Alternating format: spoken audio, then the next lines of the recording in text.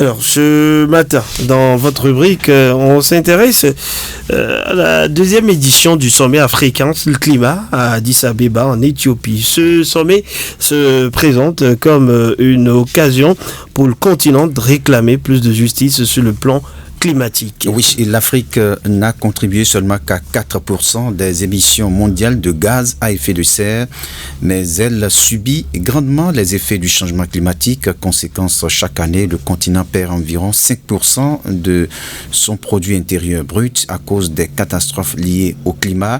Selon les experts, d'ici à 2030, 118 millions de personnes dans le rang des plus pauvres pourraient subir des chaleurs extrêmes, des inondations et des sécheresses sévères. Ce sommet se présente donc comme une occasion de renforcer le plaidoyer du continent qui est à la recherche de justice climatique et de financement nécessaire, un financement devenu urgent et vital pour l'Afrique afin de lui permettre de faire efficacement face aux catastrophes climatiques. Il faut rappeler que cette édition 2025 d'ailleurs du sommet africain sur le climat a pour thème accélérer les solutions climatiques mondiales, financer le développement résilient et vert de l'Afrique. Alors, selon l'Organisation météorologique mondiale, l'Afrique est particulièrement touchée par le réchauffement climatique. Oui, selon un rapport de l'OMM publié lundi 2 septembre, le continent africain s'est réchauffé à un rythme légèrement plus rapide que la moyenne mondiale, soit environ plus 0,3 degrés Celsius par décennie entre 1991 et 2023. Ce phénomène est particulièrement marquant en Afrique du Nord, où des températures records ont été enregistrées, des températures de l'ordre de 49 degrés Celsius à Tunis par exemple et 50,4 degrés Celsius à Agadir au Maroc. Les conséquences sont dramatiques. Entre septembre et octobre 2023, environ 300 000 personnes ont été victimes d'inondations dans 10 pays d'Afrique de l'Ouest, notamment le Niger, le Bénin, le Ghana et le Nigeria. Par ailleurs, la Zambie a connu la pire sécheresse ces 40 dernières années, affectant près de 6 millions de personnes. En termes économiques aussi, les pertes sont également considérables.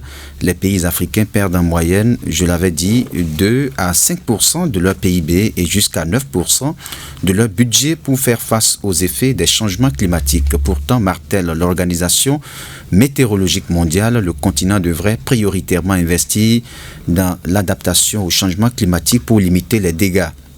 30 à 50 milliards de dollars par an seront nécessaires, rappelle l'OMM, qui espère un nouvel engagement chiffré lors de la prochaine COP à Bakou. Oui, à Bakou, mais l'Afrique ne veut plus seulement attendre les promesses des pays riches et qui sont les gros pollueurs. Oui, dans un contexte où les aides au développement René Soglo sont en baisse et où l'engouement au plan planétaire pour le climat ralentit, le continent entend désormais mettre en avant ses potentialités économiques. Au-delà de ses plaidoyers, c'est aussi l'occasion pour l'Afrique justement de montrer son unité sur ces questions. C'est d'ailleurs l'autre objectif de ce sommet.